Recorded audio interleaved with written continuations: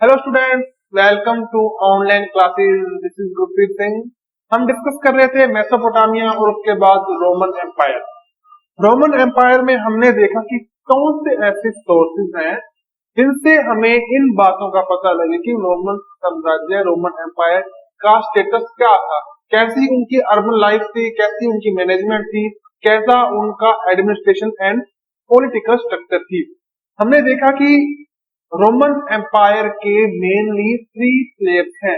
कौन कौन से? उनका एम्परर या किंग, उनकी सीनेट और उनके आर्मी। ठीक है।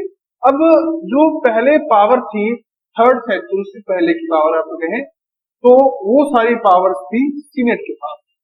जो किंग या एम्परर था वो सिर्फ नाम का ही प्रधान था या नाम का ही लीडर था। ये बात उसके दिमाग में ठनक गई, भाई सारो राजो में इकट्ठा करो, सारो राज में बनायो, तो वो चुनकर करे सीनेट। इस तरह की बातें उन्होंने अपनी भाषा में सोची होगी। तो इसके लिए अब जो किंग था, किंग ने सीनेट की पावर को कम करना, एक्सटेंड करना उसको शुरू कर दिया। ठीक है। तो इसके लिए उसने थोड़े से ताम झाम सोचे, उन ताम झाम की बात करेंगे, लेकिन उससे पहले हम जानते हैं कि कितना वेल्दी एम्परर था रोमन एम्परर। ठीक है।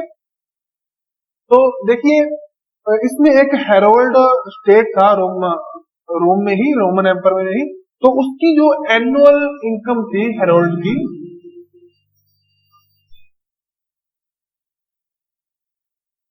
वो थी 54 लाख दिनेरिया। और दिनेरिया होगी उनकी करेंसी होगी, या कुछ ऐसी यूनिट होगी जिसमें उनकी करेंसी की या उनकी इनकम को वैल्यूएट किया गया होगा। ठीक है। और ये किसके बराबर थी? ये बराबर थी 1 माफ कीजिए 125,000, यानी कि कितने लाख केजी गोल्ड। और देख लो भाई साहब, 1.25 लाख किलो सोने के बराबर थी उनकी एनुअल इनकम। ठीक है ना। तो सीधी सी बात है, जाहिर सी बात है कि वो बहुत ही वेल्दी एम्परर रहा होगा। अब इतना बड़ा एम्परर, उसको हथियाने के लिए, उसकी पावर को अपने पास करने के लिए हर किसी का मन मचलेगा। तो वहां का किंग, किंग कह दें, एम्परर कह दें, उसको चाहिए सारी पावर, और पावर है सीनेट के पास। और सीनेट सीनेट में है सोसाइटी के अपर कास्ट लोग, या ऐसे लोग जो रिच है, पुअर है, जो वेल्दी है। ठीक है। उनसे जो पावर लेना आसान नहीं है। तो एम्परर आया एक गैलिनस, का नाम था गैलिनस। उसने एक काम किया, उसने क्या किया कि एक नया ग्रुप बनाया, ऑर्गेनाइजेशन बनाया, जिसका नाम था कुछ एलाइट ग्रुप। तो ये क्या था बेसिकली? देखिए, उसने पूरे के पूरे स्टेट को छोटे छोटे से पार्ट्स में बांट दिया। कैसे बांट दिया? जैसे ये इतना बड़ा है रोमन एम्पायर। ठीक है। ये है इसकी कैपिटल, रोमन एम्पायर की। ठीक है। अब ये कैपिटल है, इसमें कुछ छोटे छोटे शहर, सिटीज भी होंगी, जाहिर सी बात है। हाँ ठीक है। बहुत सारे कुछ जो मेडिटेरियन सी है इसके साथ भी होगी, कुछ ब्लैक सी है इसके कोस्ट पर भी होगी ना। इस तरह से बहुत सी सिटीज थी। अब इसके साथ कुछ कुछ विलेजेस भी थे, बिल्कुल होंगे, सभी के साथ होंगे, इसके साथ भी होंगे, इसके साथ भी होंगे, है ना। और सबसे खास बात है कि ये सेल्फ डिपेंडेंट थे, आत्मनिर्भर। जैसे कि मोदी जी ने कहा कि आत्मनिर्भर भारत, तो ये जो छोटे छोटे से शहर थे ये आत्मनिर्भर थे। कैसे? कि इनके पास पास थे गांव, और यहाँ पर रहते थे लैंड रोड, जिसे अपने कहते हैं जमींदार। ठीक है। तो इनकी एनुअल इनकम में से जो कैपिटल में, रोम की कैपिटल ने कुछ ना कुछ रेवेन्यू लेना फिक्स किया था कि इतने परसेंट रेवेन्यू, चाहे वो 1/4 हो पूरी इनकम का, चाहे 1/5 हो, जो भी उनके रूल्स थे, जिस हिसाब से उन्होंने मेजरमेंट किया था अपना, वैसे उन्होंने लेना शुरू कर दिया। अब देखिए, इनका इनसे कुछ लेना नहीं है, इसका इससे कुछ लेना नहीं है, इस तरह से थे। इन्होंने ये ग्रुप शुरू कर दिए। अब इस ग्रुप में जो सिटीज थी उनके अंदर अर्बन प्लानिंग भी थी, उनमें मेयर थे, चेयरमैन थे। ठीक है।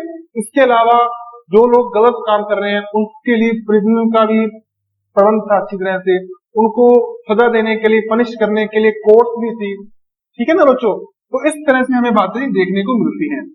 अब जो एम्परर था, जो यहाँ पर बैठेगा ये बंदा, इसको कुछ पावर है कि छोटा सा गांव है, विलेज है, इसको ये प्रमोट कर देगा, इसको ये सिटी बना देगा। ठीक है, और अगर कोई 3-5 ज्यादा कर रहा है, कोई एलाइड ग्रुप में कोई मेंबर 3-5 ज्यादा कर रहा है, राजा के सामने, किंग के सामने शाना बन रहा है, तो वो उसको डिमोट कर देगा। यानी कि प्रमोशन और डिमोशन के पूरे राइट्स जो एम्पर था उसके पास थे, वो पूरे दादागिरी कर रहा था अपनी, और इस दादागिरी में उसकी मदद कौन कर रहा था? आर्मी। और आर्मी थी उसकी पेड, ठीक है ना, आर्मी को वो कुछ ना कुछ पे करता था, उसकी एनुअल इनकम थी, और एक आर्मी पर्सन को मिनिमम 25 इयर्स की सर्विस देना कंपलसरी था। ठीक है ना बच्चों, ऐसा नहीं था कि आर्मी में रिवोल्ट नहीं होते थे, रिवोल्यूशन भी थे उसमें, कई बार लड़ पड़ते थे, कुछ बार क्या था कि सिविल वॉर भी हो जाती थी। इस सभी तरह के हमें डिस्क्रिमिनेशन देखने को मिलते थे। तो देखिए, इसके बाद में हम बात करेंगे कि वहां की जो लाइफ थी उसमें कुछ एंटरटेनमेंट था या नहीं था। तो भी बिल्कुल था, उसमें बड़े बड़े स्विमिंग पूल्स मिले हैं, बड़े बड़े बाथटब मिले हैं, उसमें कुछ एक ऐसा बाथटब मिला है इतना बड़ा, मेसोपोटामिया या रोमन एम्पायर में कहें तो, उसमें इतने पूरी की पूरी सिटी की सारे जनता उसके अंदर आ सकती थी। अब कहेंगे वैसे कैसे, आप भी बचपन में जाते होंगे नहरों में, तालाबों में नहाने के लिए ना, तो ऐसे था।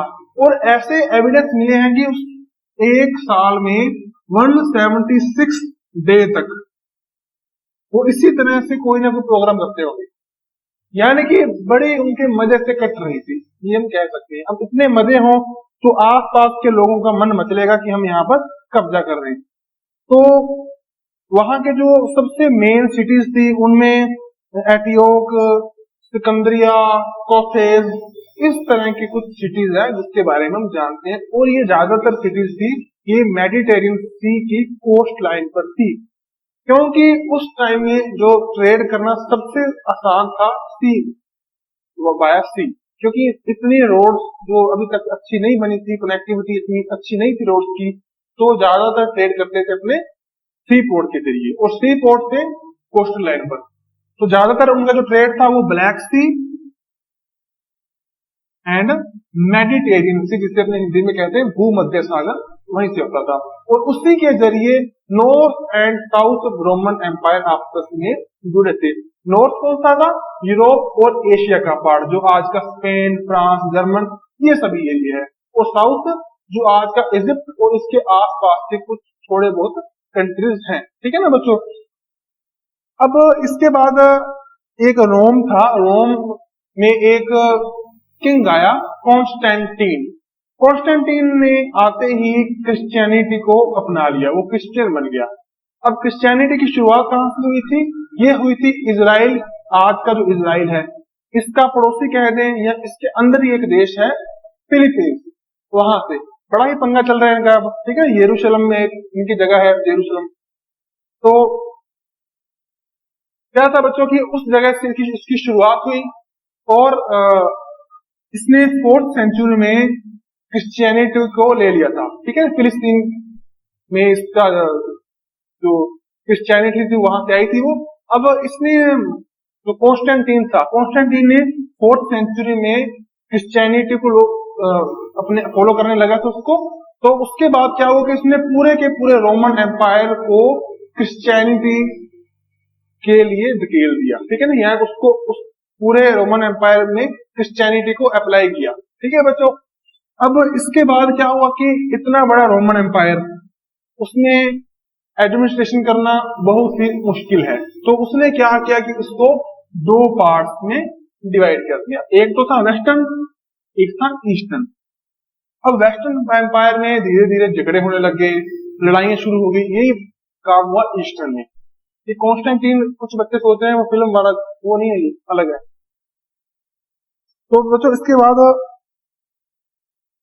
हम बात करेंगे कि किस तरह से जो रोमन एम्पायर था उस पर संकट के बादल आए, उसको थोड़ा सा दुखी होना पड़ा। तो इसको दुखी करने वाले दो ही लोग थे। एक तो था ईरान, ईरान था इसका पड़ोसी। ईरान को इसको दुखी करने में मजा भी आता था और उसकी मजबूरी भी थी, क्योंकि पड़ोसियों की बनती कम नहीं है। तो 3rd सेंचुरी में जो उनके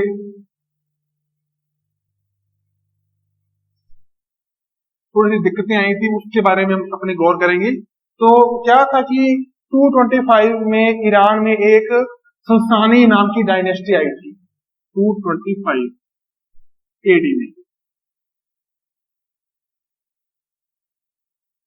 और देखिए इससे पहले कुछ और डायनेस्टी थी, वो तो रोमन एम्पायर के साथ अच्छी तरह से, हालांकि दोस्ती नहीं थी लेकिन अच्छी तरह से तालमेल था कि ठीक है हम आप पर अटैक नहीं करेंगे, आप हम पर मत करना। लेकिन जब सुसानी आए तो उनकी बुद्धि थोड़ी सी ठनक गई कि भाई इतना बढ़िया एम्पायर है, करो इन पर इन्वेजन। तो इन्होंने जो रोमन एम्पायर को तंग करना शुरू कर दिया। ठीक है, इसके बाद 15 ईयर्स के अंदर अंदर ही एक आपको मैंने रिवर बताई थी, यूफ्रेटिस। ठीक है, यूफ्रेटिस रिवर तक ईरान एम्पायर आ चुका था। ठीक है ना, और इसके जो किंग थे जिन्हें ये इतना पंगा किया था, उनका नाम था शाहपुर फर्स्ट। शाहपुर फर्स्ट संस्थानी एम्परर, ठीक है, संस्थानी डायनेस्टी, इसके किंग थे। उन्होंने रोम पर इन्वेजन करना शुरू कर दिया था और 15 ईयर्स में ही उन्होंने रोम एम्पायर के बहुत ही बड़े लैंड को कंकर कर लिया था। अब इसके बाद क्या हुआ, इसके बाद जर्मन। ठीक है, अब जो जर्मन है वो भी नहीं टिकेंगे, उनको भी ये चलो करो इस पर हमला। तो वहां की कुछ ट्राइब्स थी छोटी छोटी सी, उन्होंने इन पर हमला किया। और एल्मनाई नाम के कुछ लोग थे, कुछ ट्राइब्स थी, उन्होंने हमला किया था। और 233 एडी से लेकर 280 एडी इस टाइम तक उन्होंने इतनी बार इन पर इन्वेजन किया कि रोमन एम्पायर बुरी तरह से इफेक्ट हुआ इससे। और इस 47 ईयर्स के टाइम पीरियड में 25 किंग बदल गए। ठीक है ना, यानी कि अगर एवरेज निकालें तो एक किंग को 2 साल भी नहीं मिले। ठीक है ना, हालांकि किसी को 5 भी मिले होंगे, किसी को 1 मिला होगा, किसी को 6 महीने मिले होंगे, इस तरह से कुछ था। तो यानी कि बहुत ही बुरा दौर इन्होंने देखा उस टाइम में। अब बच्चों हम बात करेंगे रोमन एम्पायर के बारे में कुछ और, वहां की सेक्सुअलिटी के बारे में, वहां के जेंडर डिस्क्रिमिनेशन के बारे में, वहां की लिटरेसी के बारे में और वहां के कल्चर के बारे में।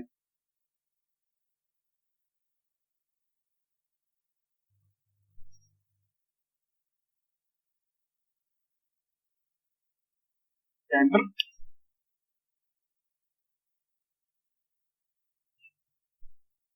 Literacy and culture.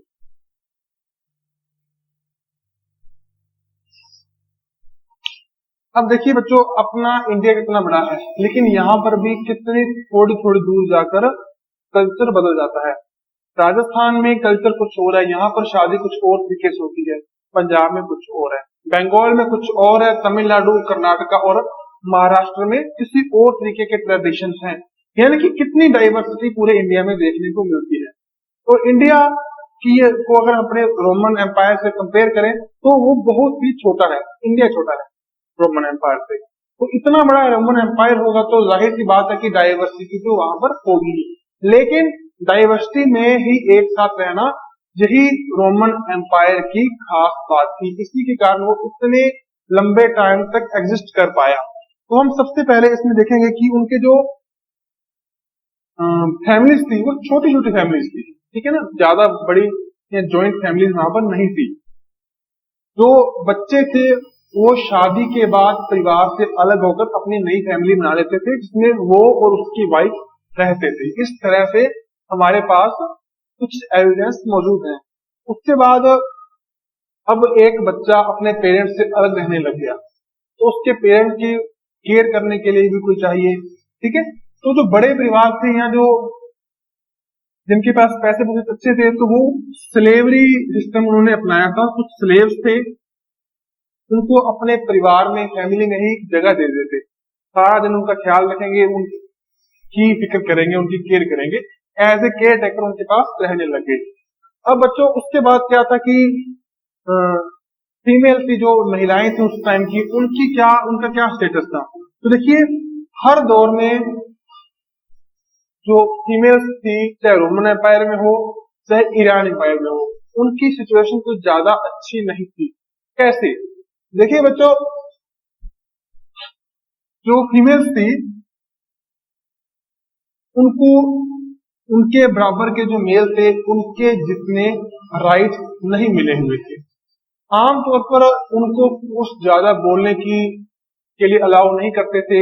जो घर के काम है, जो बड़े काम है, वो ज्यादातर मेल करेंगे, फीमेल्स नहीं करेंगी। घर का जो छोटा मोटा काम है, चाहे खाना पकाना हो या ऐसे कुछ काम, वो फीमेल करेंगे। लेकिन उनकी जो प्रॉपर्टी थी, जो उनको अपने पेरेंट्स से मिलने वाली थी, उस पर एक महिला का, एक फीमेल का हमेशा ही राइट रहेगा। ठीक है ना? यानी कि एक बंदा जिसने अपनी लड़की की शादी कहीं कर दी, तो उस लड़की को राइट है उसके पेरेंट्स की प्रॉपर्टी पर। ठीक है ना? और राइट सिर्फ इसको है, इसके हस्बैंड को, इसके पति को वो राइट बिल्कुल भी नहीं है। अगर मान लो कभी इनका डाइवोर्स हो जाए तो सारी की सारी प्रॉपर्टी रहेगी उस लड़की के पास। दूसरी बात, उस टाइम में डाइवोर्स लेना बहुत ही आसान था। अगर कोई भी लड़की चाहे कि वो अपने हस्बैंड के साथ अब नहीं रहना चाहती, तो बिल्कुल सरकार उसकी बात मानती थी। इस तरह के लॉज थे। ठीक है? चाहे वो किसी और के साथ शादी करना चाहे, चाहे किसी भी कारण उन दोनों का लड़ाई झगड़ा हो गया, अब वो अलग रहना चाहते हैं, तो इसमें लड़की की बिल्कुल मर्जी थी, कैसे भी मर्जी वो रही। ठीक है बच्चों? अब इसके बाद अगली बात कि उस टाइम में जो शादियां थी, मैरिजेस थी, वो किस एज तक होती थी। जो तो थे मेल, जो लड़के थे, उनकी शादी होती थी 28 से लेकर 32 अप्रोक्सीमेट। और जो फीमेल थी, लड़कियां थी, उनकी शादी होती थी अप्रोक्सीमेट 16 से लेकर 20 ईयर के बीच में। ठीक है? इस तरह के हमें कुछ एविडेंस मिले हैं। और कुछ खास बात की, जो परिवार के, फैमिली के बच्चे थे, लड़कियां थी, उनको एक प्रॉपर्टी की तरह समझा जाता था। अब प्रॉपर्टी का मतलब क्या है? देखिए बच्चों, अगर कोई लड़की या कोई बच्चा परिवार का अपने पेरेंट्स के अगेंस्ट जाएगा, तो पेरेंट्स को उसको नुकसान पहुंचाने का राइट था। जैसे कि अगर उस टाइम जो सो कॉल्ड ओल्ड सोसाइटी थी, उस टाइम में अगर कोई लड़की अपने पेरेंट्स के बिना परमिशन के या उनके अगेंस्ट जाकर किसी से शादी कर ले, तो उसके पेरेंट्स को ये राइट था कि वो अपनी लड़की को मार सकते हैं। इससे कहेंगे ऑनर किलिंग। ऑनर मतलब उसके पेरेंट्स अपने बच्चों के ऑनर हैं, उनके मालिक हैं, तो वो उनको मार सकते हैं। हालांकि आज हमारे पास ऐसे राइट्स नहीं है, होने भी नहीं चाहिए। ठीक है ना? लेकिन जो भी हो, रोमन एम्पायर में कुछ इस तरह के ट्रेडिशन थे। और ना सिर्फ वैसे, अगर कोई लड़का छोटा है, हम अभी एक्सपेक्ट नहीं कर रहे बच्चा हो, लेकिन बच्चा हो गया, तो वो उसको भी मार सकते हैं। ठीक है ना? अनवांटेड बेबीज हैं, उनको मारते थे। अब कैसे मारते थे? कुछ बार तो कुछ हथियार से, या बाहर ठंड में रख दो, मर जाएगा। मतलब बहुत ही ना इनह्यूमिटी वाली बातें हैं, ऐसा नहीं करना चाहिए। लेकिन ये सभी बातें उस टाइम में होती थी। अब हम बात करेंगे लिटरेसी की। ठीक है ना? लिटरेसी रेट वहां पर कैसे थी? तो देखिए बच्चों, कोई यूनिवर्सिटी तो थी नहीं वहां पर। ठीक है ना? टाइम पास हो रहा था उनका, लोगों का। तो क्या था कि बहुत ही कम लोग लिटरेट थे, और जो लिटरेट थे उनको भी बहुत ही कम आता था। यानी कि कहें अगर वहां पर 100 लोग हैं,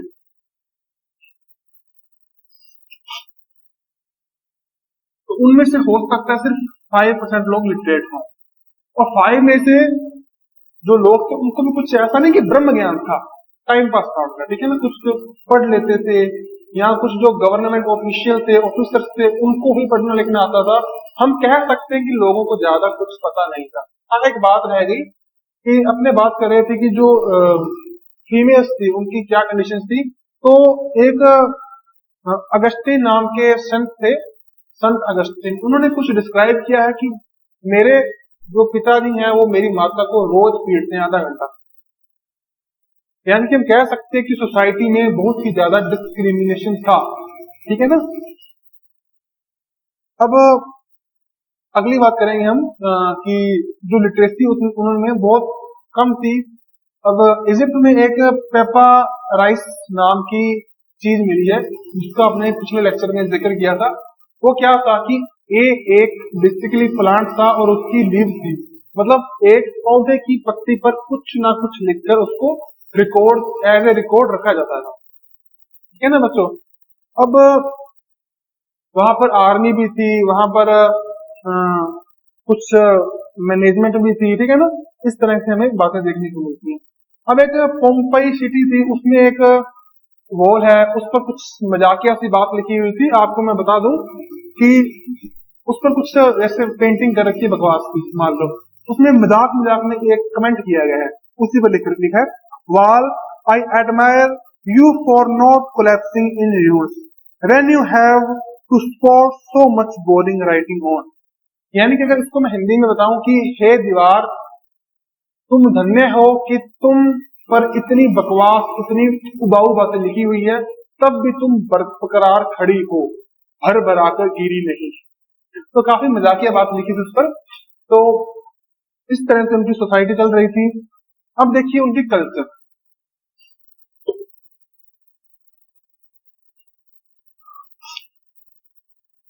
अब कल्चर तो उन कल्चर में डाइवर्सिटी होना तो स्वाभाविक सी बात है।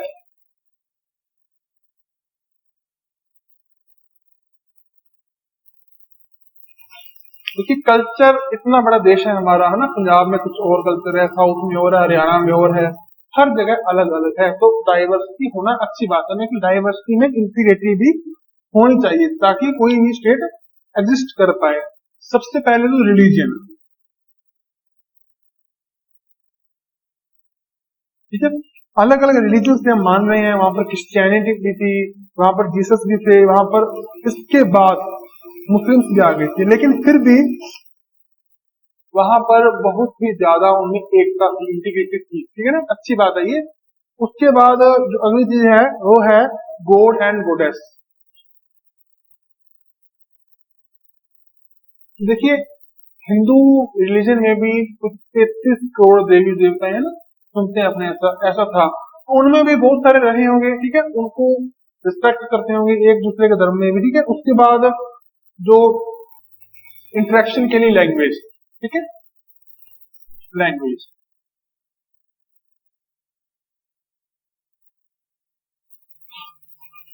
अब देखिए बच्चों, वैसे तो इंडिया में 1000 से ऊपर लैंग्वेज है, लेकिन सरकारी तौर पर अगर अपने कॉन्स्टिट्यूशन के 8th शेड्यूल की बात करें तो उसमें 22 लैंग्वेजेस हैं।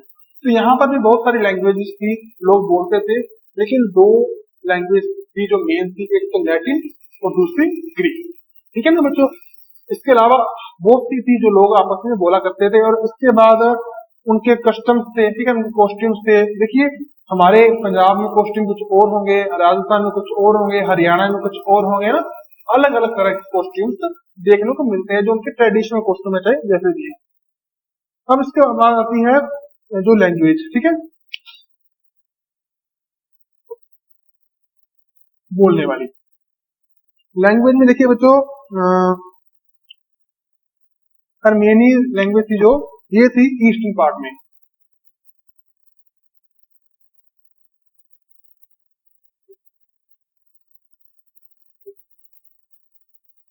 काफी बड़ा रोमन एम्पायर था, ठीक है। और उसके बाद थी कॉप्टिक लैंग्वेज, ये थी इजिप्ट में। आज के टाइम में इजिप्ट कहां पर है बच्चों, बताओगे आप? ओके, जो पर्शियन गल्फ है उसके साउथ में है, ठीक है ना। और इसके बाद थी प्यूनिक, ये थी नॉर्दर्न अफ्रीका में। नॉर्दर्न अफ्रीका में जो अल्जीरिया और ये सभी देश हैं, कंट्री है इनके पास। और लास्ट में थी एक कैल्टिक, कैल्टिक लैंग्वेज थी जो, ये नॉर्थ अफ्रीका और नॉर्थ अफ्रीका के साथ साथ स्पेन, क्योंकि आपने देखा होगा मेडिटेरियन सी में स्पेन और नॉर्थ वेस्ट अफ्रीका में कुछ ज्यादा डिफरेंस नहीं है, बिल्कुल पास पास है ना।